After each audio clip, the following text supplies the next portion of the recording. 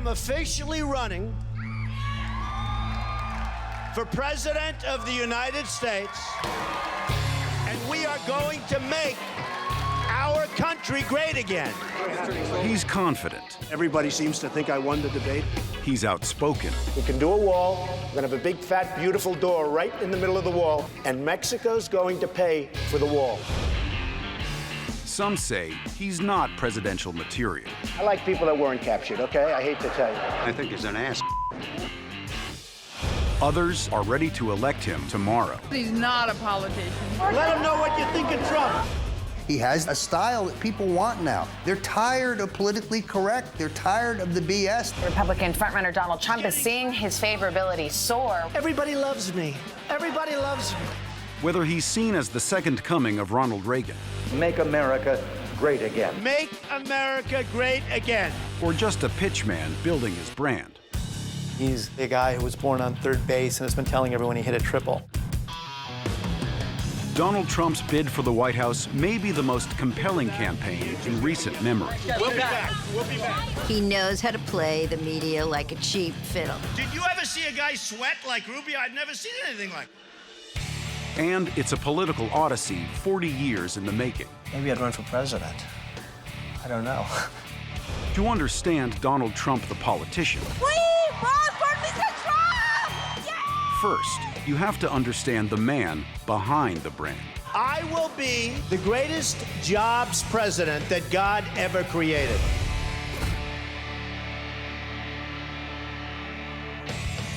All right, gentlemen, thank you. Please go to your podiums. That was awkward as usual. August 6, 2015, the first Republican debate.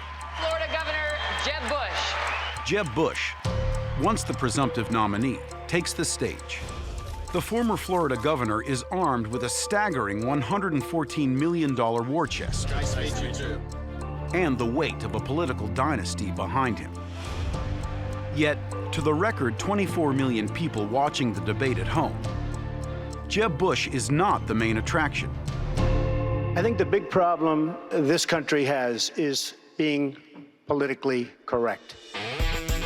It's Donald Trump, a brash kid from Queens, who's spent a lifetime driving to be the best at everything he's tried. We're all here to play the game, and the people that enjoy it are the people that are going to win it. And those who know the Donald say he's had his eye on the White House for a very long time. Do you have the genes to be a successful politician? Well, you never really know. I think I'm pretty outspoken, and that's not probably a good thing in terms of a politician, but it's a good thing if you ever got elected, you can really do a job. Mr. Trump? Until recently, much of the political establishment dismissed Donald Trump as a sideshow, rather than a serious candidate. He is without substance when one scratches below the surface. If I were Hillary's team and I had $1 billion to throw at somebody, I'd pay Donald Trump to do exactly what he's doing right now. But a growing army of Trump's supporters feel he speaks for them. Let's make America great again! He said, the way that people run for president is going to change forever. I'm going to change everything. On the campaign trail, he taunts his opposition. By the way, he's registered 0 in the polls. 0. They said to Marco Rubio, are you having fun? He's sweating like a pig. I never saw a guy sweat like this. The sweat is pouring down. But Trump seems to care little about whom he offends, or what his detractors think. And apparently, neither do the voters he's targeting. Is the little one supporting Trump as well? Yes, she is. By the time the August 6th debate ends, Trump's poll numbers spike even higher, leaving his Republican rivals in his jet wash. The more controversy he courts, the more energized his base seems to get. He's gonna build a wall to keep all the illegal immigrants out. He's not a politician. Let them know what you think of Trump. We're tired of politicians. He's the Greek chorus. He is, I've had enough of these guys, I'm mad as hell, I'm not going to take it, and he speaks for the people in that way. Donald Trump is like a 1950s B movie where he just swallowed some plutonium and he blew up to be atomic regular guy. You know, he's just bigger. Everything he does is bigger. I'm bigger, I'm better, I'm more fabulous. Is this a comic book version of a presidential campaign? It's not a comic book, and it's not a very nicely asked question the way you say that. To some, he represents the personification of the American dream, the consummate self-made man. It has not been easy for me. And, you know, I started off in Brooklyn. My father gave me a small loan of $1 million. I came into Manhattan. He's, you know, essentially a guy who was born on third base and has been telling everyone he hit a triple. I'm not doing that. I'm not doing that to brag, because you know what? I don't have to brag. I don't have to, believe it or not. By the way, let's just put this in perspective. You said it hasn't been easy for you, but my dad gave me $1 million No, he loan. didn't. That probably is going to seem You're pretty right. easy to a lot of You're people. right. But $1 million isn't very much compared to what I built. But how can you say you're a self-made man when you're born into a real estate empire? Years before Donald ever plastered his name on a building, his father, Fred Trump, the son of a German immigrant, is bolstering the family's reputation and his personal fortune on construction projects all over New York. Fred Trump was an extremely successful builder of public housing in Queens and in Brooklyn. It wasn't Manhattan. He was building housing for GIs returning from World War II. And he was one of a handful of developers in that era who got in early and became enormously wealthy doing that. His father's a very frugal man. They used to talk about him walking his construction sites. After the workers left around 6, he would walk around picking up nails and putting them back in the barrel for reuse. When young Donald wants to spend time with his father, the boy visits construction sites. He's just 5, he says, when he drives his first bulldozer. During the 60s, Fred Trump's development projects span the city. But the elder Trump lends his name to only one, Trump Village, a middle-class oasis near the faded amusements of Coney Island. Even then, the senior Trump seems self-conscious of the attention, a quality his son wouldn't inherit. In fact, he's been taught to believe the world's riches await him. The family's pastor is Norman Vincent Peale, author of The Power of Positive Thinking, an epically successful, best-selling self-help guide that touts ambition as the source of enlightenment. So on Sundays, Donald would sit with his family and they would listen to these sermons all about how you should be the best you can be. You hated to leave church. You hated when the sermon was over. That's how great he was. Donald's drive to succeed reveals itself when he's sent to the New York Military Academy. There he becomes a disciplined student and a competitive athlete. After finishing military school in 1964, Donald spends 2 years at Fordham University, a well-respected but largely working-class school in the Bronx, before transferring to the prestigious Wharton School of Business. I'm really smart. Went to the Wharton School of Finance. Even then, a long time ago, like the hardest or one of the hardest schools to get into. He talks a lot about how he went to the Wharton School, but he is not an Ivy League guy. Never has been, never will be. He's this rich guy who's appealing to people who, on some level, hate the rich. He came out of Wharton with a real education in finance that exceeded his father's understanding. Donald begins working at his father's Brooklyn office, and in 1971 is handed the reins of the company. He's 25 years old. What kind of an offer are you looking for? Well, we've had a number of offers from the wealthiest of Mideast sources, and for obvious reasons, we've declined. I think Donald's always had a plan.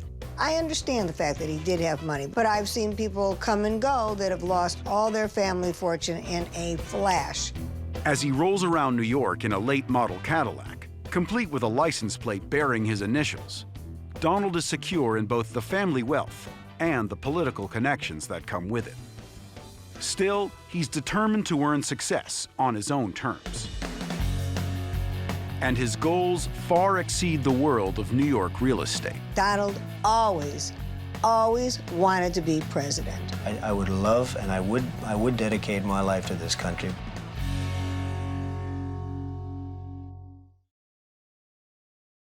We have a breaking story. Donald Trump has fallen to second place behind Ben Carson.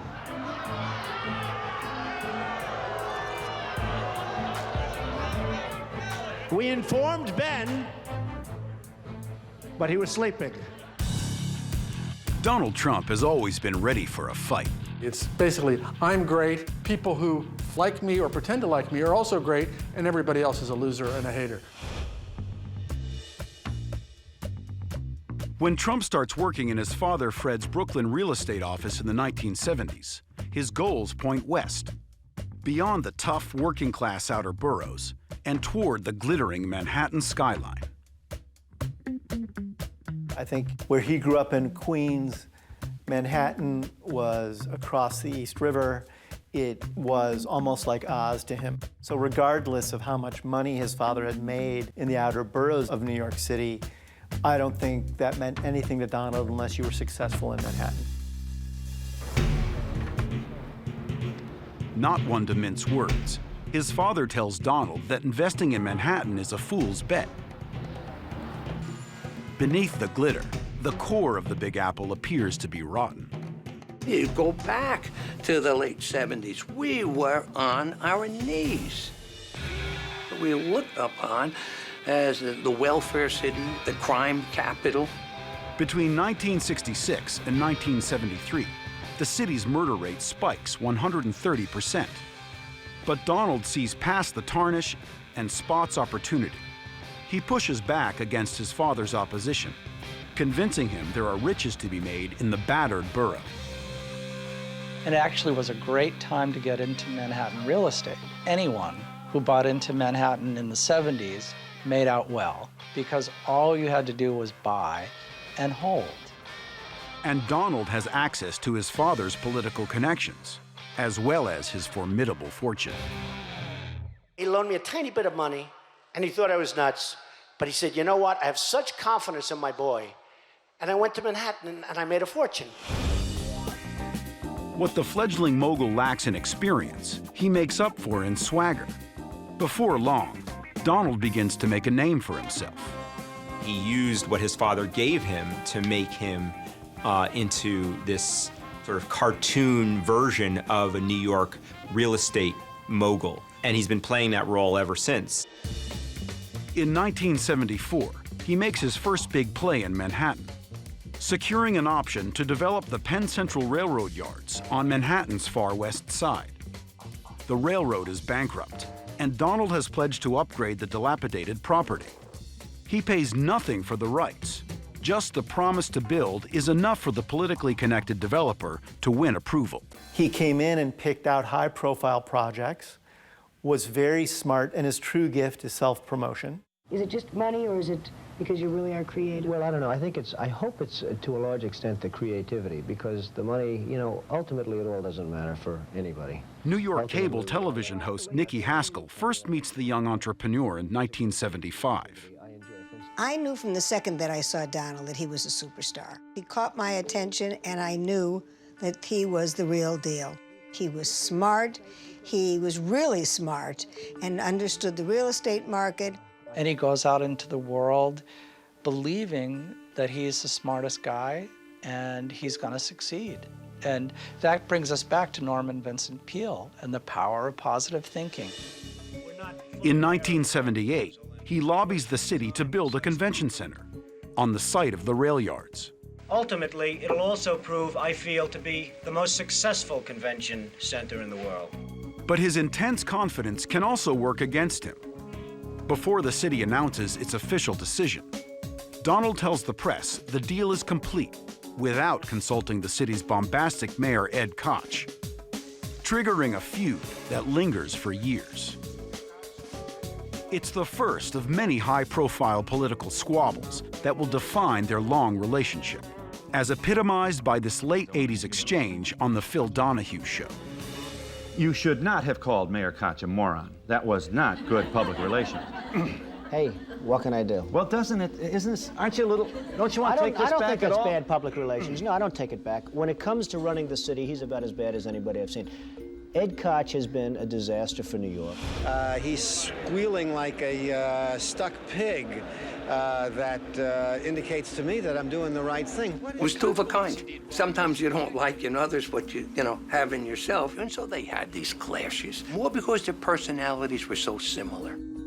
They alienated each other in typically crazy fashion by just insulting each other in the press.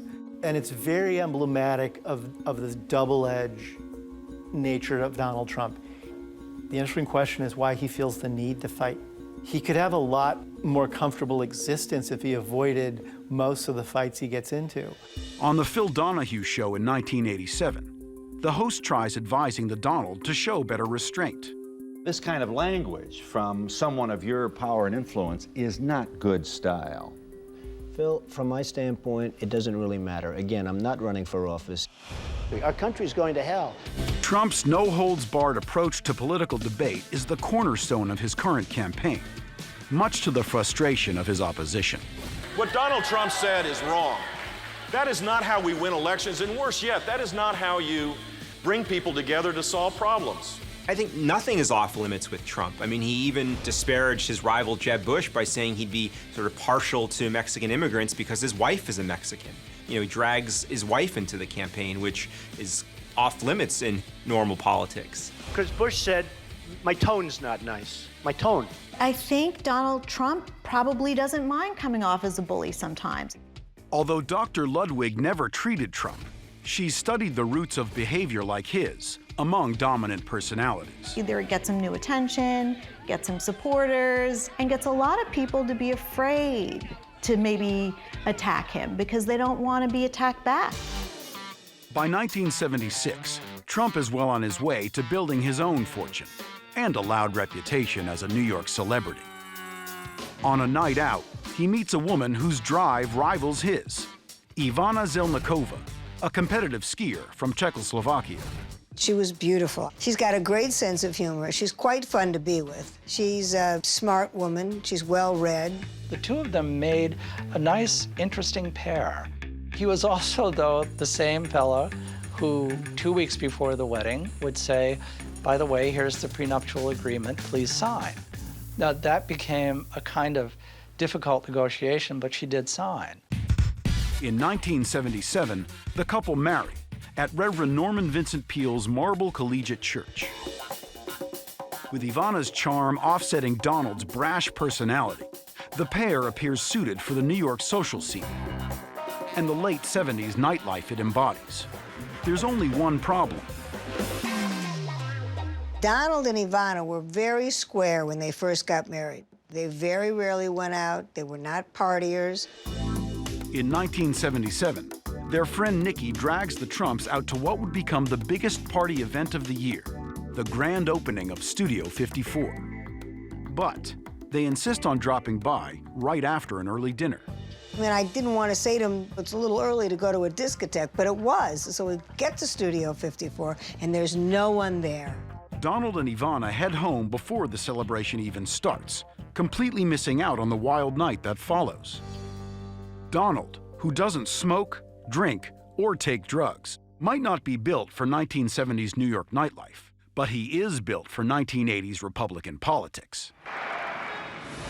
In 1980, he vigorously supports Ronald Reagan's presidential campaign. He's thinking to himself, well, if Ronald Reagan can be president, I could certainly be president. The future reality star watches the former actor exciting supporters with the slogan, "Make America Great Again." We'll welcome them into a great national crusade to make America great again. Lesson he'll never forget.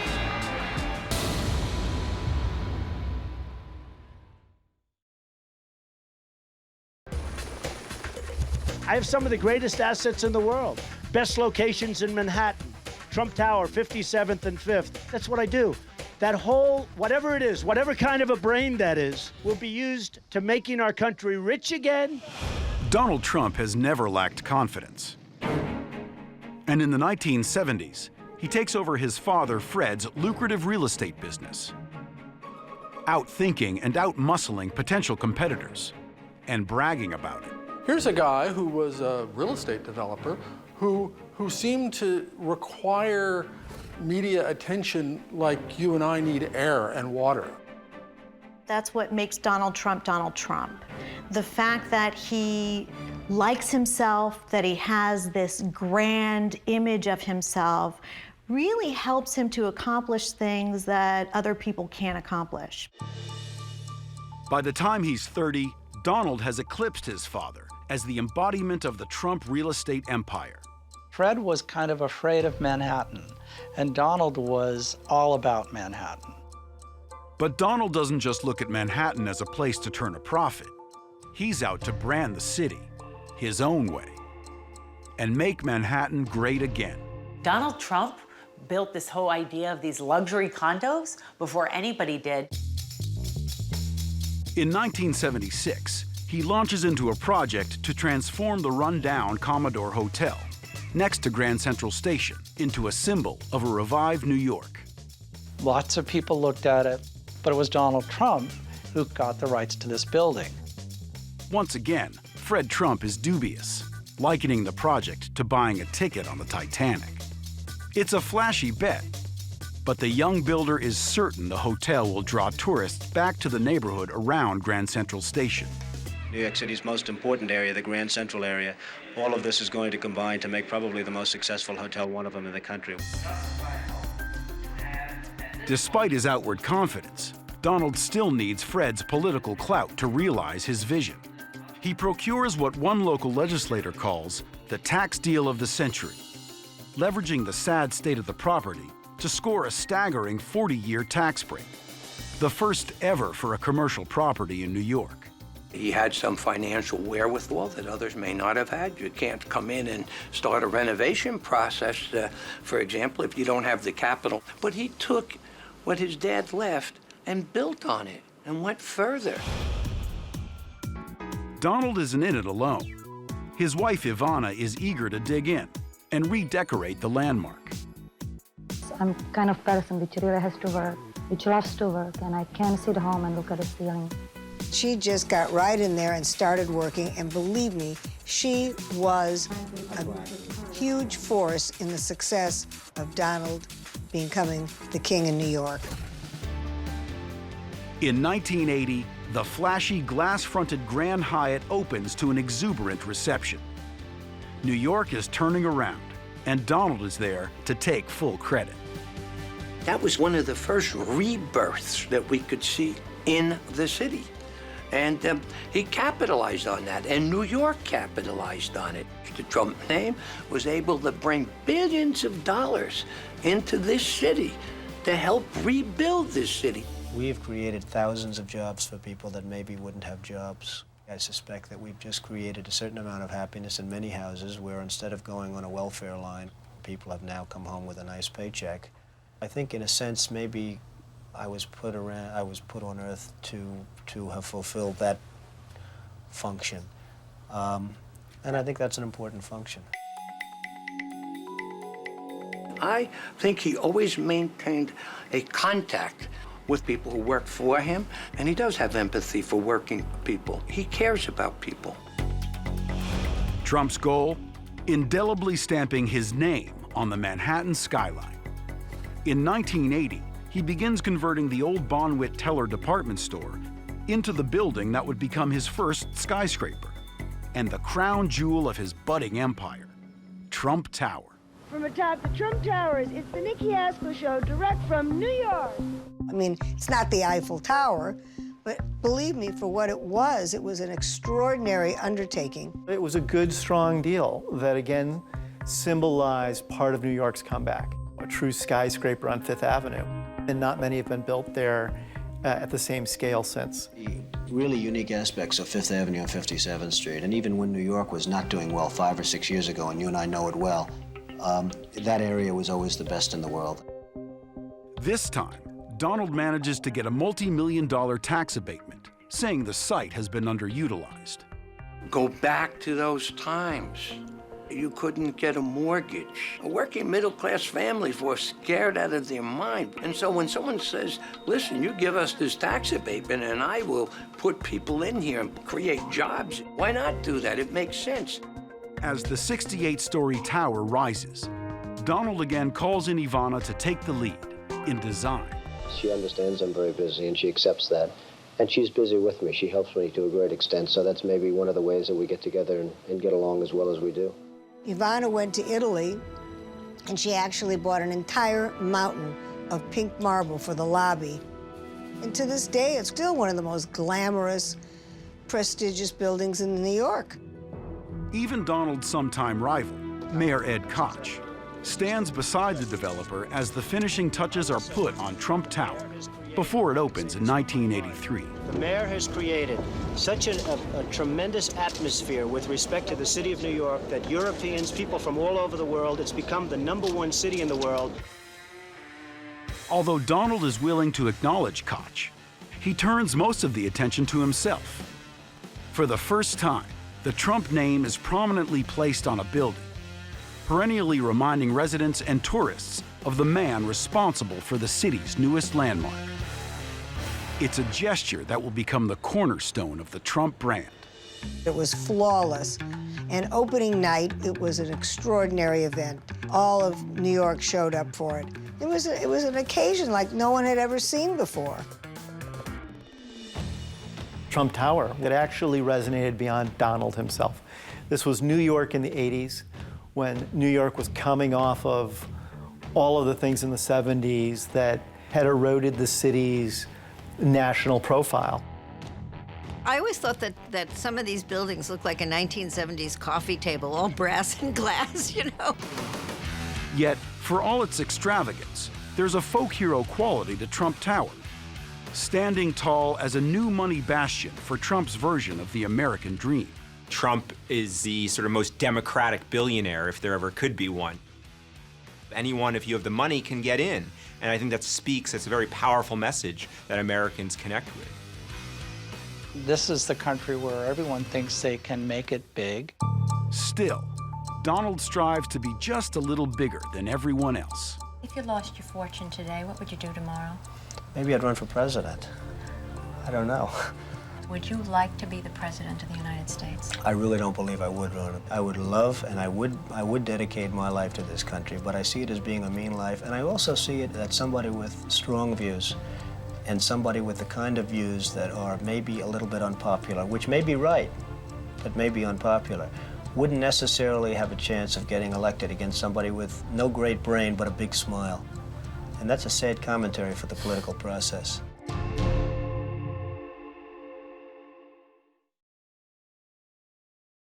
Everybody loves me. I know the system better than anybody. The invincibility of Donald Trump has always been a key part of his name brand. I'm killing everybody on jobs. I'm killing everybody on leadership. I'm like a really smart person. Nobody would be tougher on ISIS than Donald Trump. I think Donald understood very early in his life that you had to be big, you had to be glittery, you had to be shiny, and you had to be a little extreme. So I have a total net worth, and now with the increase, it'll be well over $10 billion. Donald exaggerates because it's a state-of-the-art way of promoting himself. I'm really rich, I'll show you It's that. all about promotion and marketing and saying you're great, and therefore it becomes self-fulfilling and people believe you're great. I could be president. I could be the best president. It's now 1983, and Donald Trump is riding the wave of not one, but two incredibly successful real estate deals. The Grand Hyatt and his first signature property, Trump Tower. The Fifth Avenue and 50th, the Tiffany location is really the best location.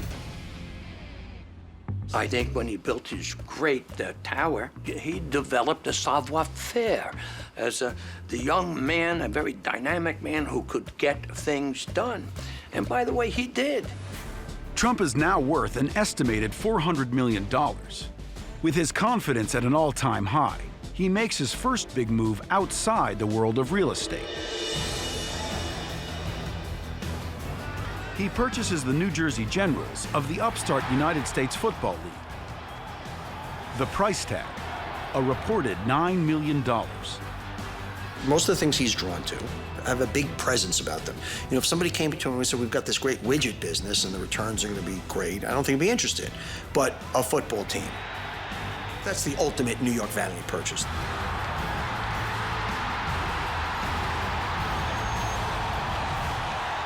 When you have Mike Rozier running against Herschel Walker, I would say that people would rather watch that game than any NFL game that you can think of. Trump calls the venture just a hobby. This is a year after the Trump Tower was opened. Donald was becoming a very big deal in New York. I always found that when he arrived in the USFL, he really had football third or fourth on his priority list. Number one, Donald wanted to become the Donald. After just 3 years as an owner, Trump offers a risky proposal to the league with a potentially enormous payoff. Frankly, fellas, I don't know if everybody understands this, but my attitude has always been the spring was a wasteland, and I came into this league on the basis and predicated on the fact that I thought the league would move to the fall. And the only reason it went to the spring in the first place was by the fact that there's such a monopoly created in the fall by the NFL, it just didn't feel it could take on the NFL. Trump and his fellow owners sue the NFL for $1.7 billion, claiming the established league is a monopoly that's preventing them from broadcasting games in the fall. The NFL is a total monopoly.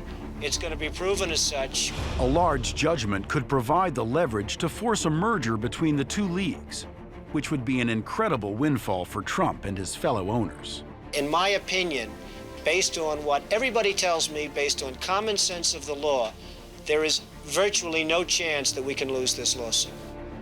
Well, the USFL took the NFL to court, and they won the big antitrust suit and got $1 times 3. Treble damages. They got $3, they won the suit, lost the league. The league collapses, with many critics pointing the blame directly at Trump. For Donald, it's his first big public failure. Donald comes out of every mess the way Donald comes out of every mess. If you're born without the gene for shame, you come out of every mess the way you went in. The same guy. He doesn't change. He doesn't say, oh, I learned my lesson. I'm never going to do this again. He's Donald Trump. By this time, he and Ivana have 3 kids, Donald Jr., Ivanka, and Eric, and a magnificent new estate called Mar-a-Lago.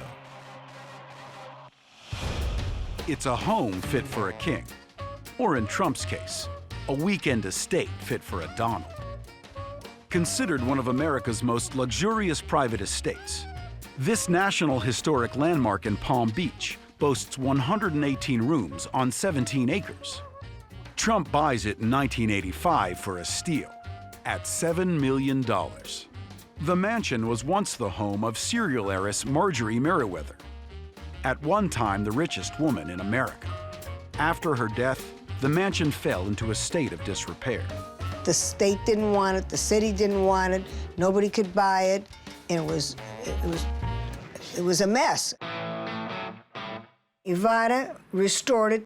They totally replicated the original Mar-a-Lago. I remember standing with Donald on the edge of the property once when he pointed at land across the water. And he said, I think that will be my next purchase, so that everybody who stays at Mar-a-Lago can see another Trump building. Half in jest, but you just know that there was a serious element. In 1986, Trump, now worth an estimated $700 million, sees an opportunity to put his name on a far more famous property, Central Park. New York City has spent 6 years and $12 million trying to restore an ice rink there, and it still isn't finished. I've been watching an ice skating rink behind you. It's been under construction for almost 6 years in Central Park. It's ridiculous. Citing government ineptitude, Trump volunteers to take over the project. Succumbing to public pressure, his old adversary, Mayor Ed Koch, lets him. When he offered to rebuild the skating rink in Central Park, Wollman Rink, it wasn't that long after New York had been on the skids and nearly bankrupt. It was a good thing for his reputation, and it was this sort of microcosmic version of what he is now as a presidential candidate. Like, look, it took me, a business person, to make this ruined piece of municipal infrastructure good again. The 7-year saga of New York's unskatable Wallman Rink is now apparently over. Developer Donald Trump unveiled the renovated rink done his way 2 months ahead of schedule. Under Trump's supervision, the rink is finished in just 6 months and $750,000 under budget. But I give Ed Koch and Commissioner Henry Stern tremendous credit for having the courage to say, Donald, go and do it. You just saw the modest Donald Trump. Although the city refuses to allow Donald to name the rink after himself, to many New Yorkers, he's now a civic hero. He got a lot of traction off that. You know, he was the guy that got things done that New York City couldn't. And that played into the mythos of Donald Trump as the can-do entrepreneur from New York. He poked a hole in bureaucracy by fixing the Wallman Rink. But it was a little thing. It's a skating rink. But now, Trump is about to take the biggest gamble of his career. Rolling the dice on the crumbling resort town of Atlantic City. The question went from, is Donald Trump too good, to, is Donald Trump good at all?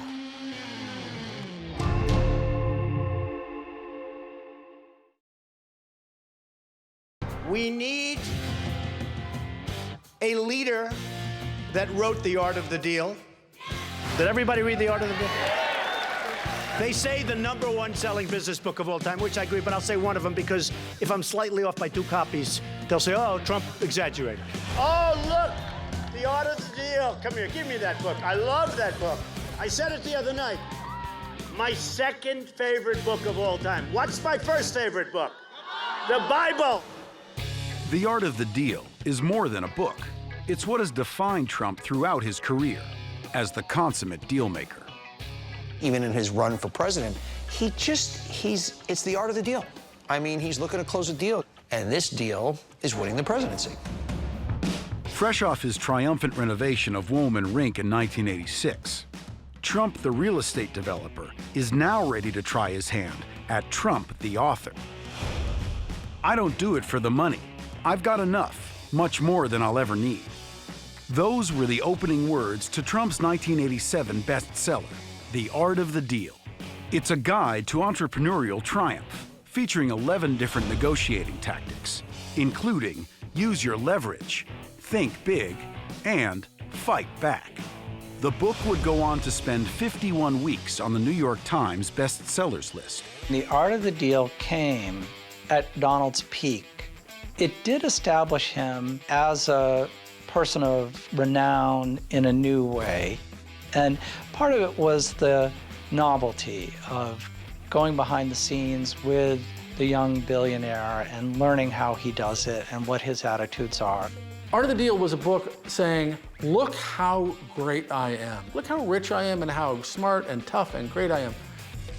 That's what he was doing when he published that book, and that's what he's doing today. By 1987, Trump has a reported net worth of $850 million. He's now so wealthy that he concedes life has become something of a game to him. For Donald, the artistry of the deal has become an obsession. Trump purchases the world's 3rd largest yacht from the Sultan of Brunei, who at the time is the richest man on earth. The 288-foot yacht is appraised at over $150 million. But Trump gets it for a steal, paying just $30 million. In a rare moment of modesty, Trump seems almost embarrassed by his extravagance when he appears on Late Night with David Letterman. Has a swimming pool on it? It's got a swimming pool. And a pizza oven? It's got just about everything, including a pizza.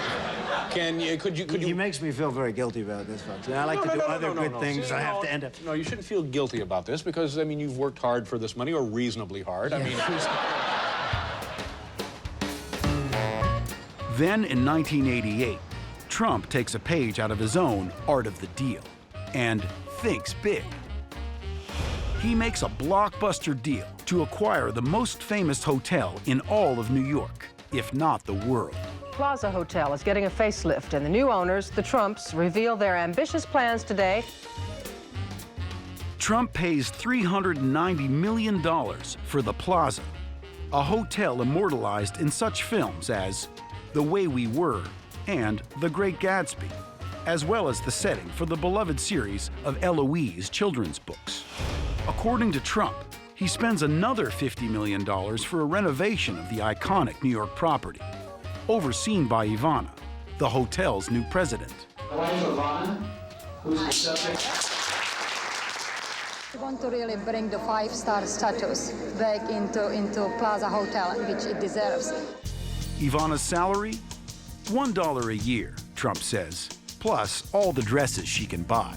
She's got an ability to manage and manage with style, and I thought the greatest toy that I could give Ivana would be to put her at the Plaza Hotel.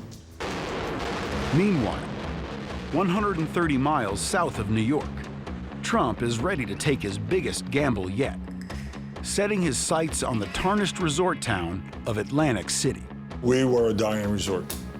No way around that. I mean, by any measure, unemployment, economic barometers across the board.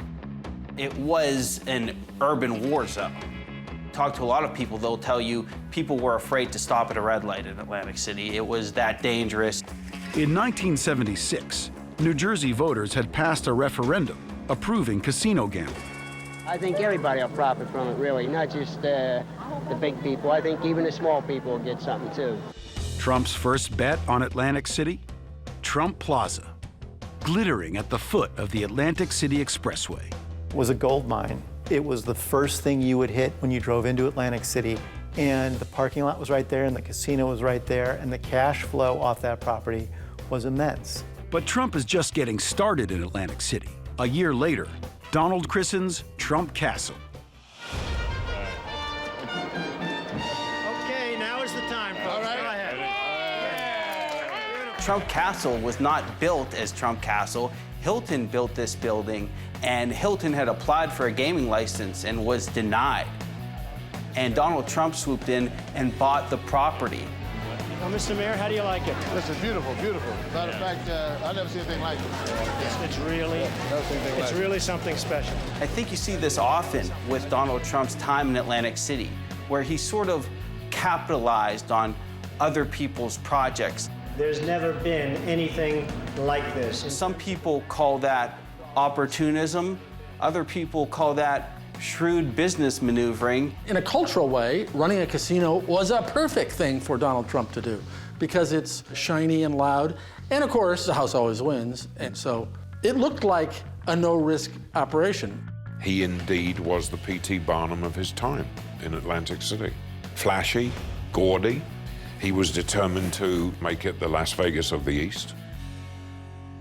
By now, Trump is ready to compete with Las Vegas, head on. Boxing superstar Mike Tyson has never lost. And now he's set to take on the undefeated Michael Spinks for the undisputed world heavyweight crown. It's the most anticipated match in years, and Donald will do whatever it takes to lure the fight away from Las Vegas. He pays $11 million for the rights to host the fight at Trump Plaza. That was the biggest fight at that particular time. Trump always paid the most money, you know. You can't say he was stingy. At the time, Iron Mike is perhaps the most famous athlete in the world. The fight attracts a veritable who's who to Atlantic City, from Madonna and Oprah to Jack Nicholson and Warren Beatty. In the ring, Tyson finishes Spinks in an astounding 91 seconds and earns a purse of around $20 million. Trump's event becomes the richest fight in boxing history, grossing about $70 million. It's the beginning of what Tyson calls one of his most satisfying professional relationships. Every fight in Atlantic City was a knockout. Those were legendary nights. He took a chance, but the chance he took with me was like a no-lose situation. We had an awesome team.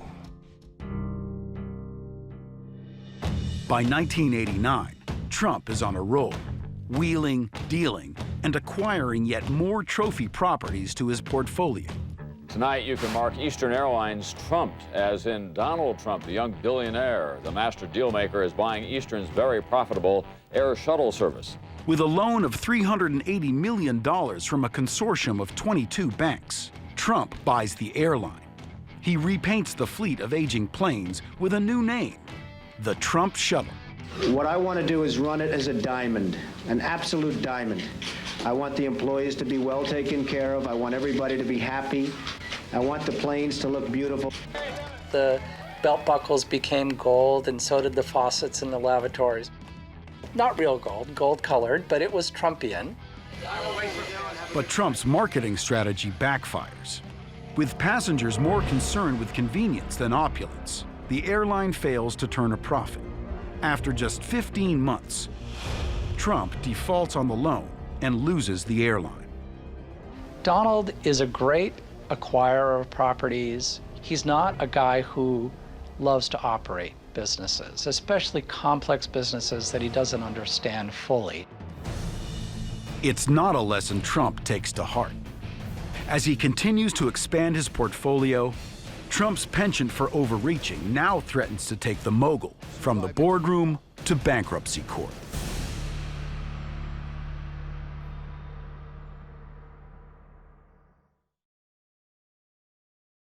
August 6, 2015, the night of the first Republican presidential primary debate. Trump corporations, casinos, and hotels have declared bankruptcy 4 times over the last quarter century. Fox News moderator Chris Wallace puts Donald Trump in the hot seat about Trump Corp's history with bankruptcy. I have never gone bankrupt, by the way. I have never. But out of hundreds of deals, but sir, excuse me, that's your line. But your companies have gone bankrupt. Out of what am I saying? Out of hundreds of deals that I've done, hundreds, on 4 occasions, I've taken advantage of the laws of this country, like other people. Donald was born without the gene for shame, so it doesn't matter if it goes bust or it doesn't. He doesn't care. Most people would say, oh my God, I'm so embarrassed, I failed. It does not matter. So he can sort of do this Jedi mind trick where even his biggest failures are wins. It's 1989, and despite a struggling airline and failed efforts to take on the NFL, Donald Trump still has soaring momentum, skyrocketing 18 spots on the Forbes 400 list, ranking in at number 26 with a net worth valued at $1.7 billion. It's a ranking Trump doesn't take lightly. I think he sees the Forbes 400 list as a pecking order, and he wants to be on there at a certain rank because it's how he values himself. Ladies and gentlemen, Mr. Donald J. Trump! Trump is hoping his latest gamble will reap the biggest rewards yet. We wanted to do something that would blow out the world. And that's really what's happened at the Taj Mahal. At its unveiling, the Taj Mahal proves everything Trump promised in size and opulence. $14 million worth of Austrian crystal chandeliers. $4 million in uniforms and costumes for entertainers in the lobby. But Trump's billion-dollar baby is born into a real estate market in sharp decline. Maybe the biggest question mark Trump now faces is the New York City economy. Real estate is hurt, and he needs the market to stop sinking. With the stock market crash of 1987, the country suffered an economic downturn, and by 1990 was in a full-blown recession. As the economy stalls, the Taj threatens to buckle under its own debt load. As it was being built, there were predictions that people said this place is not going to be able to sustain itself. It's going to have to go into bankruptcy. Those predictions proved to be right. With a slumping economy, the business can't recoup the money needed to pay the high-interest debt used to build the billion-dollar super casino. Donald Trump has to take in $1 million a day at the Taj Mahal just to break even. He got in there at a time when his casinos were cash cows. The fact that he couldn't take the advantages he had from a business perspective of being the first in a market that was throwing off money like a fire hydrant, and couldn't capitalize on that in a long-term way isn't about Atlantic City. It's about his failings as an operator. The property becomes a millstone around the neck of the Trump organization. which is buried in more than $3 billion of debt. The debt that was layered against it was so vast that the casino had to turn over an unrealistic profit on a regular basis for him just to keep the debt under control. Trump's financial setbacks would affect more than his bottom line. In 1990, they deliver a very public blow to his ego. For the first time since its inception in 1982, Trump loses his spot on the Forbes 400, a ranking of the richest Americans. The magazine reports his net worth plummets from $1.7 billion to, quote, within a hailing distance of zero. He was staring into the abyss, and it was possible that the Trump brand would be no more. The bonds yesterday. To get out from under, the company files for Chapter 11 protection. In other words, bankruptcy. The Atlantic City casinos didn't run into trouble because Atlantic City is a difficult place. The Atlantic City casinos ran into trouble because they didn't run their business as well, period. While some might criticize Trump's excessive spending, his casino troubles began even before the Taj Mahal opened its doors, with a tragedy. Just 6 months before the casino's grand opening, 3 of Trump's top casino executives, Stephen Hyde, Mark Grosinger-Edis, and Jonathan Beninoff, were killed in a helicopter crash. The helicopter had been leased by the Trump Corporation and was flying 3 of its top executives back to Atlantic City. They were really his eyes and ears in Atlantic City, and they were very capable people. And when they died, he never was really able to replace them with people of the same caliber. Donald Trump said only that he was going to be with the families. The helicopter crash with the loss of his executives did shake him up. It was a very emotional time for him. You know, I remember Trump said to Steve Wynn, "I'm really at a loss. I'm not sure what I should do here." And Steve Wynn told me that he said to Trump, "You need to go around to all your properties down there in Atlantic City, get up to speed." And he said Trump never really took the time to do that because he wasn't passionate about the business. He's passionate about real estate. But ironically, it's Trump Corp's massive debt load that proves to be its salvation. I think it was that juncture that he realized that because he owed all this money, he had the leverage. Trump as a going concern was more valuable than Trump out of business. And he used that to cut incredible deals with his bankers. They discounted millions of dollars. Well, Donald Trump says he got all the money he wanted today to give him enough time to salvage his financial empire. He was too big to fail before we used that expression. Trump negotiates a reorganization of the debt while keeping the Taj Mahal open. In exchange, he gives up half his personal stake in the casino and sells the Trump Princess yacht and the Trump shuttle airline. He's better when the chips are down. When he's coming back from something, when things aren't going his way, and he has to get in there, roll up the shirt sleeves, that's when he starts really focusing again. As Trump struggles to hold on to his empire, a second property of his is in threat of facing the same fate. New York City's landmark, the Plaza Hotel.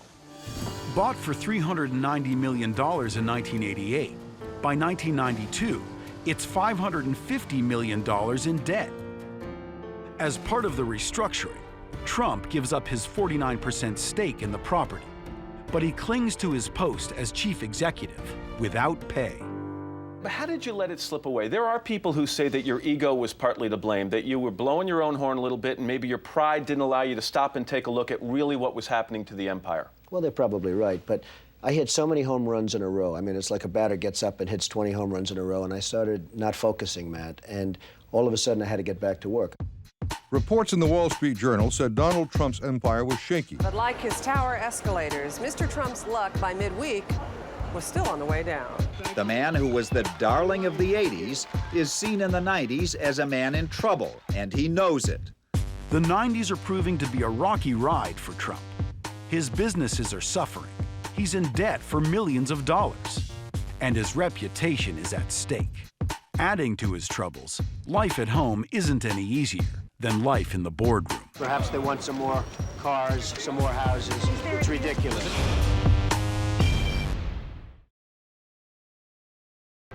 You guys nervous? On the night of the first Republican presidential primary debate, For the record, it was moderator Megyn Kelly challenges Trump on his treatment of women. You've called women you don't like fat pigs, dogs, slobs, and disgusting animals. Your Twitter account Only has Rosie several- O'Donnell. No, it wasn't. Does that sound to you like the temperament of a man we should elect as president? His response is typical Trump, refusing to back down. I've been challenged by so many people, and I don't frankly have time for total political correctness. I don't think he began with any careful, strategic idea of getting this or that constituency. It's part of this authenticity thing. He's not careful. He says what he thinks. Hillary Clinton was the worst Secretary of State in the history of the United States. Nothing is off limits with Trump. I think one of the reasons he gets away with it is that he is an equal opportunity offender. I mean, he will insult anyone. Jeb is a low-energy individual. Lindsey Graham. Any political expert would say it would be campaign suicide to publicly pick a fight with women in sort of very vulgar terms. But again, with Trump, he's able to spin it around and survive it in a way that no one thought was possible. Through the years, he's had many public feuds with women. I mean, most famously Rosie O'Donnell, even some of his ex-wives. Trump's public comments toward women have earned him headlines since the 1980s, a decade that made him and Ivana celebrated New York power couple. They loved the fact that here was this jet-set society couple that bought the Plaza Hotel and transformed it. The Plaza, I think, was the first example of where they, as a couple, became royalty in their own castle. While Ivana's managing the Plaza and Trump's Atlantic City properties, rumors begin to surface. Donald is having an affair. People kept coming to me and saying, you know, Donald is cheating on Ivana. I never believed it for a second. But 44-year-old Trump is doing exactly that. Hello, I'm Marla Maples, and I'm representing Panama City. Cheating with a 26-year-old actress from Georgia, Marla Maples. Today, her name might be in the dictionary next to the other woman. You know, she became synonymous with someone who broke up a marriage. The affair launches a media superstorm. Donald's sex life, love life, you know, Donald's the greatest in bed. And it was on the front page for 28 days. The affair is front-page news for a solid month as the couple trades blows in the headlines. The tabloid press had built up Donald and Ivana as the royal reigning couple of Manhattan. So it was only natural that when there was a squiff of scandal, that they were going to destroy them. Tabloid fodder.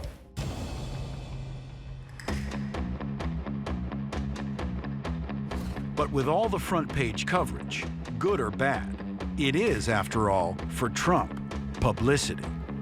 He has used the media, and he feeds them, and he feeds this machine, and it's this kind of cycle that he creates that just, you know, gives him more and more free publicity. Donald Trump called it a done deal, but Ivana Trump's lawyer said, hey, not so fast. In 1992, after 12 years of marriage, Trump and Ivana divorce. Ivana turned down his $10 million check. Perhaps they want some more cars, some more houses. It's ridiculous. Ivana emerged as kind of the emblem of the woman wronged. The object of a lot of scorn was Marla Maples, who was this younger woman, very beautiful, who caught his eye, and the two of them clearly were connected. Caught in the middle are Trump and Ivana's 3 young children, Eric, Ivanka, and Donald Jr. I was 12, my sister would have been 8 and my brother 6. I blamed everything on my father. I didn't speak to him for about a year, actually. It was a terrible time in my life, and it was very challenging. We'd see our parents on the cover of the Post every morning walking to school. After the divorce, Trump and Marla go public as a couple, but seem to be in no rush to make another trip to the altar. The wedding, we've planned it. There's just a little fear. I think it's more on Donald's part now. During Trump and Marla's courtship, she gets pregnant and in October 1993 gives birth to a baby girl, Tiffany.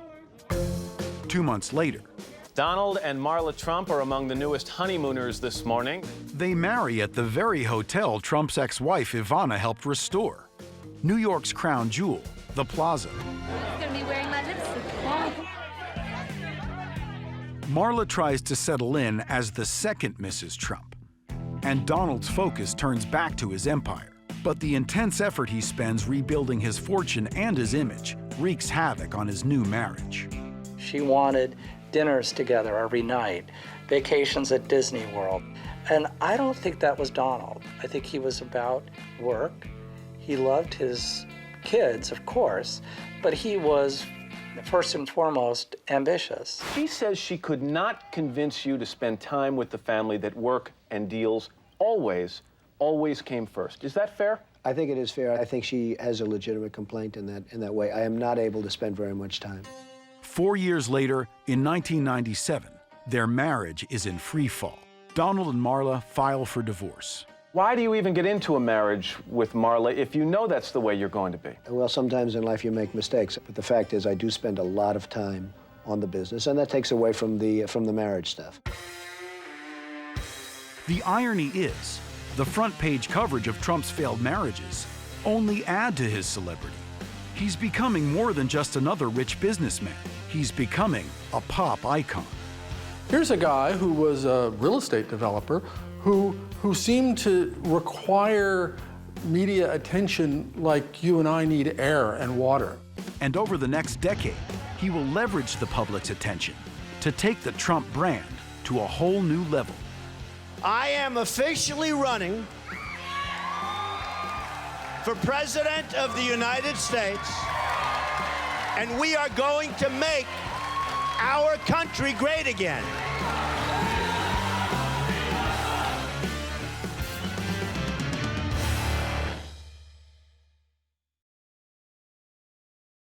So this was one of the biggest shows in the history of cable television. Naturally, I took full credit for it, which in all fairness I should. The never shy presidential hopeful Donald Trump has a knack for shining the spotlight on himself. This is so nice. Using his celebrity and notoriety to drive the campaign. You wonder, how did this guy do it? And it's the celebrity factor. He has always been this real estate tycoon and people knew who he was, and he's really translated that into this giant mega brand. I do know what I'm doing, and I don't say that in a braggadocious way. You people are looking for somebody that knows what he's doing, whatever it is. But Trump's path to celebrity has been a bumpy ride. It's the 90s, and Donald Trump has been through the ringer. His casinos have floundered, he's drowning in debt, and both his marriages have crumbled. Perhaps they want some more cars, some more houses. It's ridiculous. Yet, through all the turmoil, there is a bright spot. All the press has made Trump more famous than ever. Donald Trump is so media savvy. He knows he's a showman. He knows how to play the media like a cheap fiddle. I like beautiful when you're very beautiful. This is really a beautiful one. Way to deflect the reporter's questions, right? Flexing his fame, Donald takes on cameos in TV and film. It's another way to be on the small screen or the big screen and have the world paying attention to Donald Trump. Playing himself, he appears in hit sitcoms such as The Nanny and Fresh Prince of Bel-Air, and in the 1992 film Home Alone 2. Excuse me, where's the lobby? Down the hall and to the left. Thanks. As the decade rolls on and Trump enjoys his time in front of the camera, a bustling economy and a bull real estate market help rebuild his fortune. And in 1996, after being absent for 5 years, Trump makes it back on the Forbes 400, ranking 373rd, with his net worth valued at $450 million. But it is in 1999 that Trump's name recognition presents a more interesting opportunity. Real estate billionaire and tireless self-promoter Donald Trump announced today that he's formed an exploratory committee for a possible run for the White House. At the urging of his friend, Minnesota Governor Jesse Ventura, Trump considers running for president of the United States under the banner of the Reform Party, founded by fellow businessman Ross Perot in 1995. Are you encouraged to run for president? We're going to see. I mean, I told you today we're going to be looking. The American people have always liked the idea of a businessman in politics. That's what we need, is sure, swift action. This was the great appeal of Ross Perot. I've seen polls come out that say that I'd win. You have the Democrats that are too far left, you have the Republicans that are too far right, and I think I'm somewhere right down the middle. Trump starts making media appearances and sets January as a deadline by which he'll decide whether or not to run.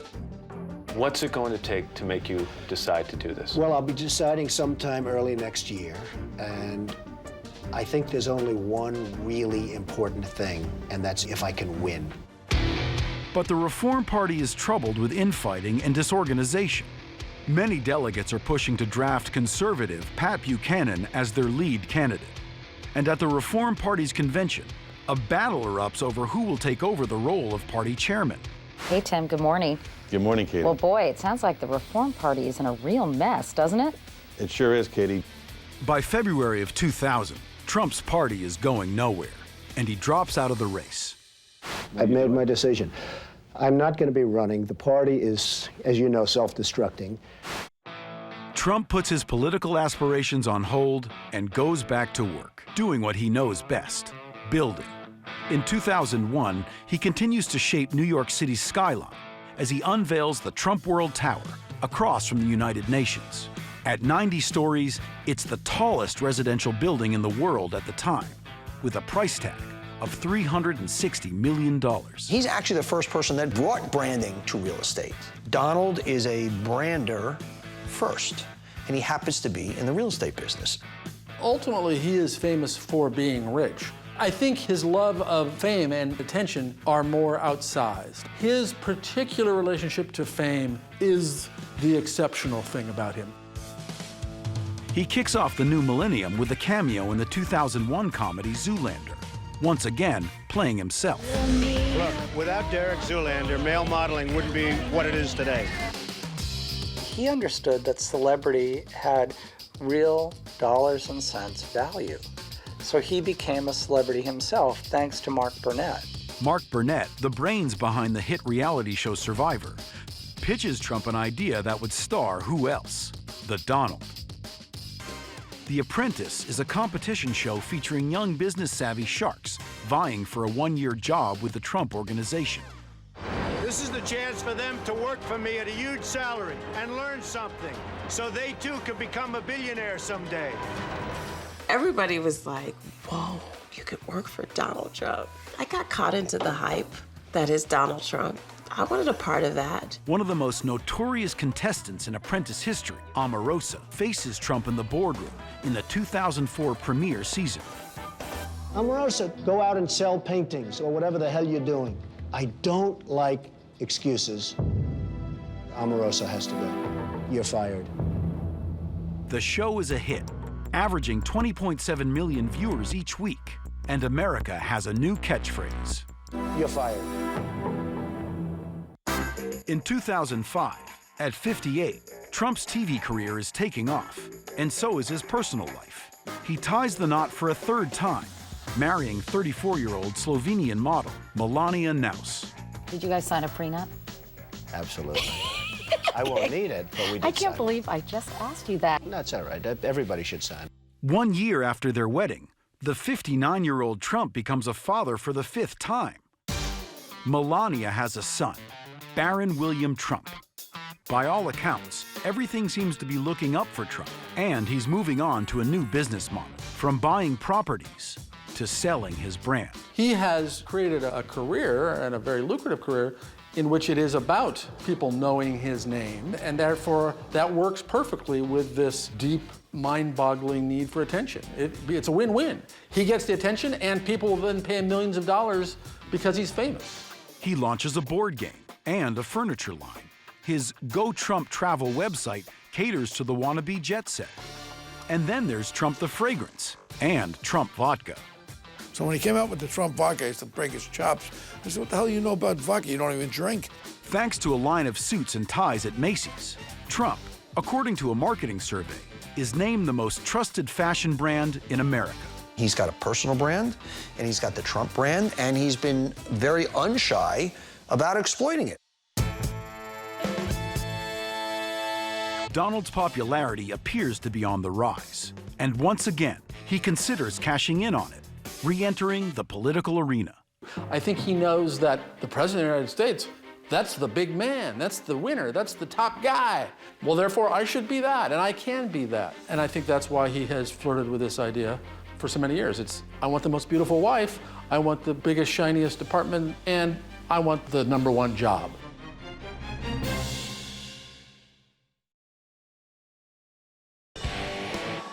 All of my life, I've heard that a truly successful person cannot run for public office. And yet that's the kind of mindset that you need to make this country great again. Thank you. From the moment he announced he was running, critics have questioned whether Donald Trump's bid for the presidency is serious The hottest thing out there. or a promotional ploy.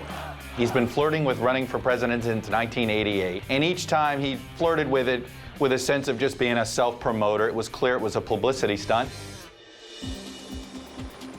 But while some assume Trump's talk about running over the years has been just talk, Thank you very much.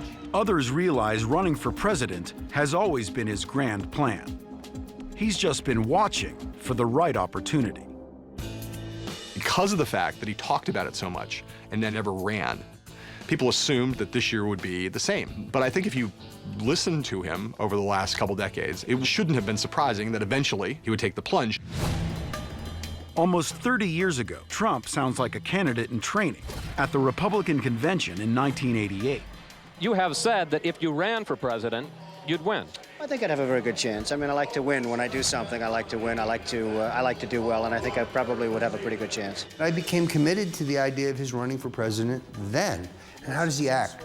Decisive, tough, to the point. I do feel very strongly about the country. I love the country. He acts like a president. According to a recent biography of George H.W. Bush, Trump's name is actually floated as a potential running mate in 1988. In his diary at the time, Bush calls the proposal strange and unbelievable. Ultimately, he chooses Dan Quayle. Trump's next flirtation with the Reform Party in 1999 teaches him a crucial lesson. Donald Trump, I think, learned then, and by watching Ross Perot and watching other independent candidacies, that it's impossible to be elected president of the United States unless you're a Democrat or a Republican. Trump decides to return to the Republican Party while keeping the maverick temperament of an independent candidate. So while considering a run in 2011, he takes up the cause of a fringe group of conservatives who've questioned the citizenship of President Obama. They're known as birthers. I would like to have him show his birth certificate. And can I be honest with you? I hope he can. Because if he can't, and if he wasn't born in this country, then he has pulled one of the great cons in the history of politics. He has no real entree to the Republican Party, so he's chosen this as his entree. There's a whole nation full of birthers, truthers, conspiracy theorists. And here's a candidate who's giving them conspiracy theories. Of course they're going to love him. Eventually, President Obama does release his long-form birth certificate. We do not have time for this kind of silliness. We got better stuff to do. I'm really proud that I was able to get him to do something that he should have done a long time ago. The issue gets Trump attention. But is there a cost? It certainly undermined his seriousness as a candidate, as a potential president, but with his own voters, being the leader of the birther movement probably helped Trump rather than hurt him. That is really what's been the building block of his presidential campaign. He uses these lightning rod issues to get attention and then from there to build his campaigns. After the 2012 election, Trump continues building his own brand while he looks for the right opportunity to run. And in a sign he's serious, he applies for a trademark of Ronald Reagan's campaign slogan. Make America great again. Make America great again. We are going to make America great again. And I think he started thinking about running again immediately after Romney lost. In his view, I think Romney just wasn't the tough competitor that Trump is. And I think he began planning to run. When Trump begins hinting at an official run in early 2015, the response ranges from tremendous to dubious. This is really bad news for the Republican Party, but they can't get rid of him because he's got too much money and too high a name recognition. He's a rich guy who's spending his money to promote himself and to mouth off. On June 16, 2015, Donald Trump finally makes it official. I am officially running for President of the United States, and we are going to make our country great again. But true to form, even in his announcement speech, Trump courts controversy, hoping to fire up his base. When Mexico sends its people, they're not sending their best. They're bringing drugs, they're bringing crime, they're rapists, and some, I assume, are good people.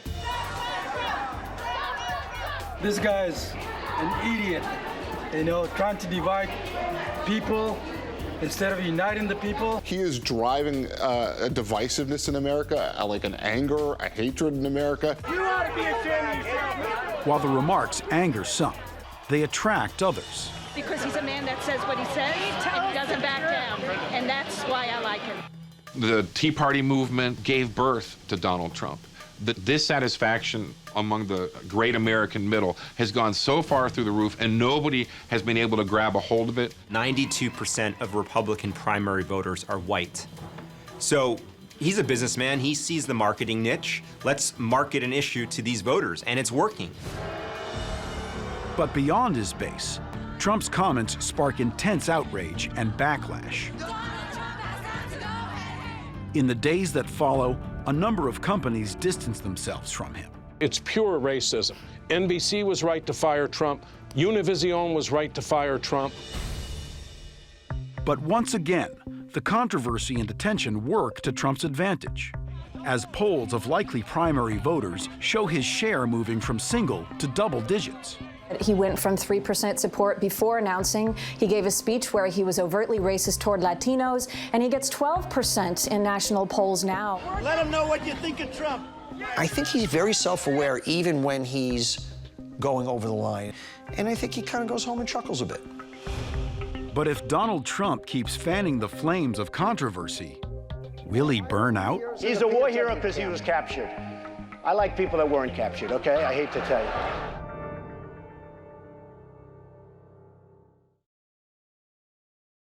When Mexico sends its people, they're not sending their best. In his first speech as an official candidate for president, Donald Trump sets off a firestorm with his comments about immigrants. But instead of signaling his political death knell, the controversy wins him a stiff spike in the polls. As Trump deals with the fallout over his controversial remarks on immigration, he finds himself surging in the presidential polls. Trump seizes the momentum to propel himself from novelty outlier to a force the Republican establishment must contend with.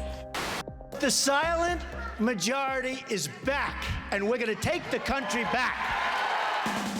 What follows is a campaign that pulls from the political playbook Donald Trump has spent decades crafting. If you lost your fortune today, what would you do tomorrow? Maybe I'd run for president. He thinks about everything he says. He sees the negative outcomes as temporary, and then he can use them as a stepping stone to raise his profile and raise his poll numbers. There was an opening here for his brand of charisma, his brand of populism, his brand of fairly inflammatory rhetoric, and his brand of, I'm going to tell it like it is. He's taking the typical Trump brand that he's been using for years to great effect and grafting it on the current mood of the Republican electorate. The National Republican Committee needs to hush, sit down, and listen to the people. And there's this real divide. It's not a divide as much as it's a rift. It's an absolute crack in the party. And I think Donald Trump is leveraging that in order to win the nomination. Having lived a life where big risks often brought bigger rewards, It's really something special. Trump courts more controversy, setting his sights on Republican Senator and failed presidential hopeful John McCain. He lost. He let us down. But, you know, he lost. So I never liked him as much after that, because I don't like losers. But Frank, let me get to it. He hit me. He's not a war hero. He's a war hero. He's a war hero. 5.5 years. He's a war hero because he was captured. I like people that weren't captured, okay? Donald Trump never served a day in defense of this country. I think he's an ass. Can't say that on TV. Oh, yes, I can. I tell you, I didn't ever vote for that man because of the statements he makes. And I think if another person in public office said something, that would be the end of their careers. But for the Teflon Trump, controversy is good. Donald Trump is riding the wave to the lead of a crowded Republican field. As you know, I'm #1 in every single poll. And as his poll numbers rise, Trump wedges himself into the Republican Party's conversation. Even the projected frontrunners, who refused to acknowledge him at first, can no longer ignore him. The great majority of Republicans and Americans believe in a hopeful future. They don't believe in building walls. Donald Trump's candidacy is a cancer on conservatism, and it must be clearly diagnosed, excised, and discarded. I see Rick Perry the other day. He put glasses on so people will think he's smart. And it just doesn't work. In a war of words, Donald Trump has never been on defense for long. Did you ever see a guy sweat like Rubio? I'd never seen anything like it. My Jeb impression? No, I don't want to do that. I don't like showing a person sleeping at a podium. He is essentially a New York street brawler, and he's gone to war with the New York Post and all the tabloids for decades, and now he's doing it to his Republican rivals. It's all part of a campaign where Trump is running as a Republican, but with the spirit of a third-party candidate. The Republican political establishment dislikes Donald Trump because they can't control him. Are the other Republicans afraid to debate? Well, some of them should be. He's harnessing the position of the Republican Party to get closer to the White House, but still tapping into the anger at both political parties and at the political system in general. People are not silent. They're disgusted with our incompetent politicians. For the man who sells himself as the greatest dealmaker ever born, his audacious rhetoric earns him more than attention. It makes for great business. I put up less money than anybody else, and I'm #1, and other guys have spent, think of it. While everybody else is making ads with the flag behind them and looking very presidential, he's looking like a crazy person. I don't wear a toupee. It's my hair. I swear. Getting more free publicity than any of them could ever dream about. The free attention proves crucial to a candidate selling himself as a maverick, taking on the status quo. First time in my life, I'm a politician. I can't believe this. I'm a politician. I never respected politicians. Voters like the fact that Trump isn't beholden to special interest donors. Super PACs are a disaster. They're a scam. They are causing a lot of bad decisions to be made by some very good people. And I'm not blaming these folks, but I guess I could. And what Trump says and does makes must-watch television. He completely gets it. He knows what makes television. He knows what makes print. He knows how to make sure he's at the top of the story instead of the bottom. Donald Trump figures out a way to set the tempo and control the narrative. Look at the Twitter traffic. Look at what we're talking about the next day. Trump rages forward with the two-pronged approach that's become a reality show staple. How stupid are the people of Iowa? Make noise, not friends. How stupid are the people of the country to believe this crap? And take credit for everything, as he did at the first Republican debate. If it weren't for me, you wouldn't even be talking about illegal immigration, Chris. You wouldn't even be talking about it.